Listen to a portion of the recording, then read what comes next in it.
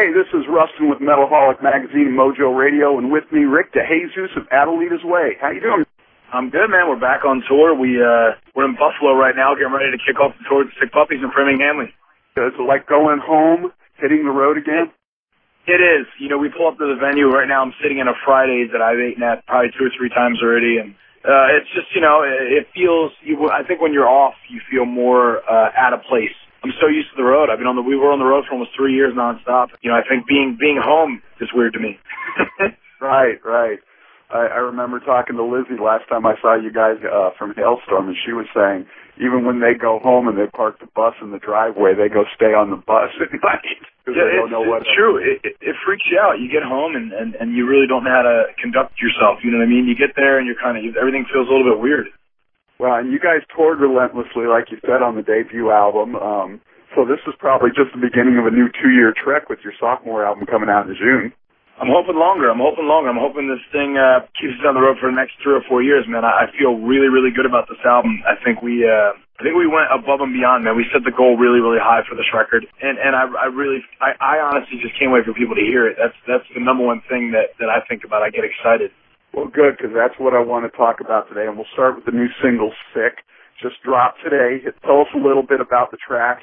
You know, the track is virtually about, you know, just being fed up, man. You know, like I've had a lot of experiences on the road and just everywhere. I mean, where you have a boss who's a dick, or you got someone who's just always down your throat, man. Always, you know, like you sit and reflect on your life, man. You never have enough money to do anything you want to do. You know, like it's just a constant frustration or a constant anxiety that sways over you, you know, and Sick is just letting that out. Sick is just letting it loose, saying, you know, I'm sick of this shit, dude. I'm not going to put up with it anymore, and I'm not going to deal with it. Yeah, I think we all feel a little bit of that right now. So what are you sick of these days? Well, you know, I think it's just, I don't want to say people in general, but you can go somewhere, man, and like you can go to a club and you find those big muscly kids who want to bump into everybody and they want to, you know, slam shots of Jaeger. I'm sick of those guys. I'm sick of girls who think they're, you know, too good to talk to. I don't know. It's just, you go through your daily life, it all adds up to you. You know, it all adds up to you. You meet someone, you see something, you have a bad night out at a nightclub in Las Vegas. You know what I mean? Like, it's just, it all adds up. The new album is called Home School Valedictorian. There's always a story with you. What's the story on the title?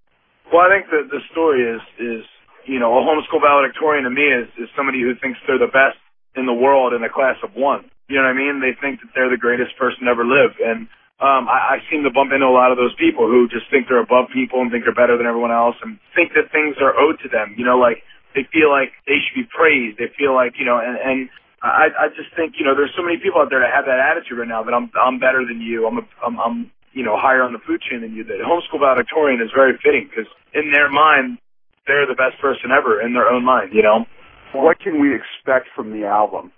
You can expect it's in your face. It's really in your face. It's a lot of things that went on in my life, you know? You'll be able to hear a lot of personal things that happened. You know, you'll be able to listen to the lyrics and be like, man, you know, he's been through a lot the past couple of years writing this record, and I just want people to pop it in and when they're done, just say, holy shit. Like, I want them to be like, wow.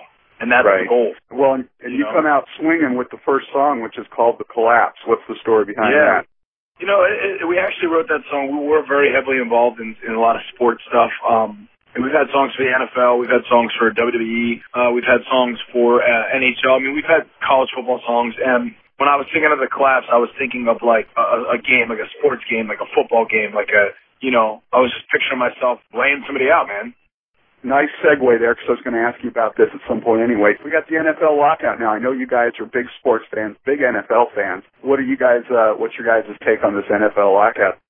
I'm devastated. I feel like they need to come to an agreement. I mean, I do understand the players' side. I mean, yeah, they all make a ton of money. But at the end of the day, the owners are making way more money. You know what I mean? The owners are making double the amount of money. I think there has to be a middle ground here. You know, I think they got to figure it out for fans. Because, you know, if they lose us, then nobody's going to make any money. I don't think it's the stars that are necessarily having the problems. I mean, there are some players in the NFL who are making the minimum, and they only have a shelf life of 5 to 10 years, and some of them get hurt. And so I understand in their cases. I think the guys who are getting record-setting contracts should shut their faces. But I think for a guy who's making, $300,000 a year on the field, playing the NFL, taking his bumps and bruises, and the owners are making $290 million a year, I think there should be a balance of maybe raising the league minimum, but I don't think stars should be getting paid more. I don't think, Tom Brady needs any more money. Exactly. As great lead into another song on the album. Good Enough. What they're getting is good enough already. What's the deal behind that song? Good Enough is just that's more of a personal struggle for me. I feel like I've with women, man, I'm a good man. I'm a good person. I really try to I try to hold my end of the bargain. You know what I mean? And sometimes you give and you give. And you're really good. You're trying your best, and it just seems like no matter what you do, it's not good enough. You know what I mean? And it's always in the beginning of a relationship. A girl is just happy to be with you. They're just happy to be there, happy to spend time with you. But by the end, it's like you're almost a boss. You're almost working for them. It's like they want you to do everything. Right. And if you do everything, they still don't appreciate it. Yeah, I think we've all been there, but we've all been on the other side of it too, where it's you fall in love and it's like. If your song, which will probably be a single, it's a monster song, Alive, talks about falling in love. And tell us a little bit about that one. I mean, that's what it is. Alive is about just finding someone in your life that makes you feel better. It makes you wake up every day and makes you smile. Makes your days breeze by, man. It's like, 5 years goes by and before you know it, it seems like 1 year and 5 years are gone, because you're so happy. Right. You got, this album is just, to use one of the song titles, it's like a caged beast. You got a song called Cage the Beast, so a lot of great stuff on here. Which song was hardest for you to write? Do you mean like personally? Mm-hmm.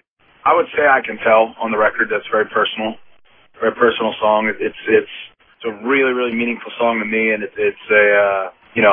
definitely the most personal song on the entire album. Are there any other songs in the album that, I know they're all your children, your babies and everything, but are there any other songs that really have a great meaning to you? I think all of them, man. I think, like you said, I was in a really dark place when I wrote this album. I wrote how I felt a lot on the record. I just went for it. And, I think there are everything doesn't need to be negative. When I wrote a song called I Wanna Be, which features Tyler Connolly from Theory of a Dead Man. Right. And, he's a good buddy of mine, and I was just out in L.A. hanging out with him, and, we went to a club, and some door guy was mean to us and, threw us out, and, we were walking on the street, and then, we watched, Kim Kardashian, walk up and get right in, and I was just kind of like, dude, we need to write a song about this, man. I remember the day when rock stars were the ones get into the clubs, and when rock stars were the top of the food chain, and somewhere along the line, the Kim Kardashians and the Jersey Shore cats became the rock stars, and we wrote a song about it called I Wanna Be. And it's so true. It's like, you can kiss my Kardashian, okay? Yeah. It's like all these reality stars have taken over with no talent, and meanwhile, musicians who give us so much, just one album, people are downloading the music for free, but just one song that you're paying $1 for is something that you get forever, and it still moves you 10, 20 years down the road. Well, people will spend $10 on a drink at a bar, but they won't respect, what we're doing. And I don't want to say everyone, because we have amazing fans who buy everything we put out. But the general population of people will spend $10 on a mixed drink at a high-end club. But It's like blasphemous to ask. I don't know if that's the right word. It's crazy to ask them to spend $10 on a record. Like, you should spend $10 on a shot of vodka. You're not going to spend $10 on an entire album that a band worked a year to make for you. I can't throw everyone in that box, because there are fans of ours who go to work every day and they work their 10-hour day and they take some of the money they made from that day and they buy our T-shirts. They come to our concerts. So you can't throw everybody in that. I just think the general person does that. Right. And the new album again, Home School Valedictorian, 11 great new songs, but we don't get to hear it, at least not all of it, until June 7th when it comes out. Are you guys at least got some advances in hand that you're able to sell at the shows, or? What we're doing is we're not selling the advances at the shows. We have a great idea, which we're getting VIP laminates that we're selling, like our tour laminates. Right. And on the tour laminates has our first single, Sick, It also has an exclusive special version of that song, and it has the entire album, which will activate the week of release. So people can come out and buy that on tour, and then have the album pretty much in hand. You know, in the first, they'll have the single, they'll have an exclusive download of another song, and they'll have the laminate, and then the week the album comes out, they'll have the full record as well. Nice, nice. So, but in the meantime, they need to get out and see you guys on the road anyway. Yeah, I got to put you on the spot here. Revolving door at lead guitar, Chris Iorio, Creighton Bibbs, now Robert Zacharian. I know the story on Chris, but what happened with Creighton? You know, I think when you get on the road, man, I mean, I'm not here to throw anyone under the bus. That's not what I do. When you get on the road, it's a really tough lifestyle. It's a hard life. You travel. You know, there's a lot more to life than you know, drinking, playing a show, and you know, doing your thing. You know, I'm not gonna you know, but I think when, as a band, man, you know, 4 people on one page and one's on another, it's unacceptable. You know, like there was a couple of, I thought he did a great job on stage. You know, I think he's a great guy. But as far as professionalism, man, there's, you know, when there's a bus call or there's something, you know, you got to be at, like we can't be sitting outside of a venue for 5 hours waiting for someone. You know, like and there was just a lot of instances, and I wish him the best, man. You know, I wish, but I think rock and roll isn't what it used to be, and I think people need to adjust to that. It's not all about sex, drugs, and rock and roll anymore. It's not all about making $1 million, man. It's about going out, playing for the fans, getting to the next city, and doing your thing every night of the week. You know what I mean? And I think that's the hard part. I think, you know, a lot of people, the rewards used to be so much bigger that I think a lot of people have difficulty dealing with that. Right. Now, where'd you find Robert? You know, Rob's a good friend of mine from Las Vegas. Wow. Okay. So is he still in the extended auditioning phase? Are you guys a 4-piece right now, or is he an official member? I'd say we are. You know, he's definitely in the, you're right, extended auditioning phase. I think he's going to do great. I think he's going to be fine. You know, I think that I see a great future. But like I said, you know, it all stems down to what we talked about earlier. You know, like with the downloading and with the less people coming to shows. I mean, it's really hard for guys to stay on the road and leave their families and do what they're doing when the rewards are getting smaller and smaller. So you will probably see more band member changes in other bands. I mean, because it's like what we're offering is less than what the dream is. You know what I'm saying? Right. You know, my generation grew up with, you know, you became multimillionaires and it was all fame and everything. Exactly. Now you guys are scraping and clawing just to survive, no matter how good you're out. Exactly, and I do this for other reasons, man. I love to write songs. I love music. I love to get on stage. I love to meet people.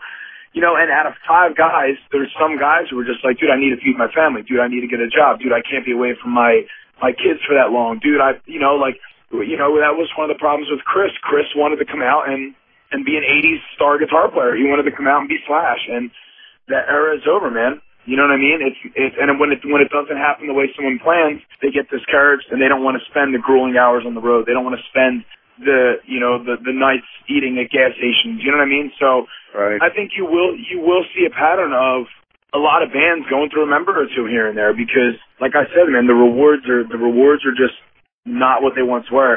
You got to do it for the love of the music.